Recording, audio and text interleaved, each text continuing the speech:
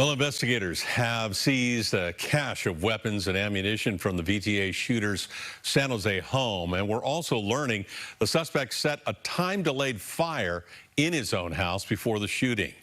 And while searching his home, investigators recovered a dozen firearms with high-capacity magazines, 17 Molotov cocktails, and tens of thousands of rounds of ammunition. The bomb squad also blew up a suspicious device that turned out to be a fake. We've been removing ammunition from the residence for about the past 2 days. The new estimate is roughly 25,000 rounds of ammunition in various calibers. I didn't expect it to have all the stuff inside, though. You know, I thought it was just a normal person. So I just found out I was a little scared. Investigators say the gunman left rounds of ammunition to slow cook in a pot on his stove. That sparked the fire at his home at the same time that he started shooting his coworkers. One of the 9 victims of Wednesday's mass shooting was just days away from his 64th birthday. Tonight, KPIX5's Medina spoke with the youngest son of Lars Kepler Lane at his dad's favorite spot. He was so happy. He was always just so joyous and wonderful. Michael Kepler Lane, named after his father, Lars Kepler Lane, or Kep for short, spoke to us at his father's home under the gazebo that was Kep's happy place. What did he mean to you? Everything.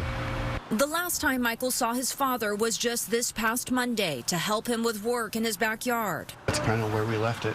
And just the day before, Michael and his girlfriend, Nicole Tong, had taken out his dad and wife, Vicky, to dinner for his upcoming birthday. He could not have had a better time, but that was who my dad was.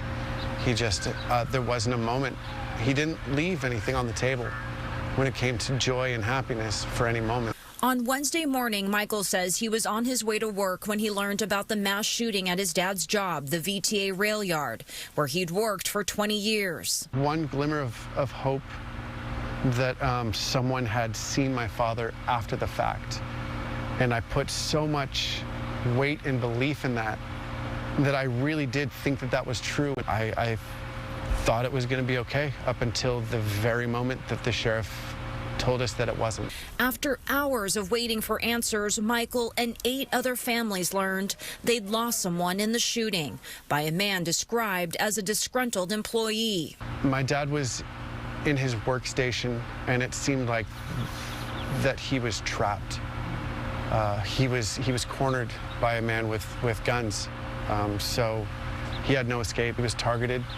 I assume if he did actually target my dad, it was out of jealousy for everything that my dad was and how beautiful and wonderful and loved my dad was. He learned Mandarin to talk to me, you know, like he would cook Chinese food for me. He would do anything to make me feel comfortable and feel like he's my family. In the last few days, Michael says family, friends, Kep's co-workers, even neighbors have surrounded them with support and stories about his father, how he impacted each of them with his smile and warmth, a light so bright that it can never be extinguished. It was that bright, and I'm going to miss having him here to be there for me, because he's been there for every moment of my life. And Michael says his dad talked about retiring, and that might have happened sometime in the next year. In San Jose, Medina, KPIX5. And we're hearing from other families of the victims. Tonight, the family of Michael Rudametkin is sharing their memories of the fallen VTA worker. 40-year-old technician lived in Santa Cruz with his wife, Gloria. She had this to say tonight. Mike was a genuinely likable, nice person. He was there for his friends, family, neighbors, and co-workers day and night with a smile and an open heart. And from his parents, Gary and Rose, Michael was the kind of guy that would give his last penny and shirt off his back. His sister Janelle and brother-in-law Alfredo also sharing their thoughts, saying, quote, "We will miss him dearly, and we are so thankful for the community's support."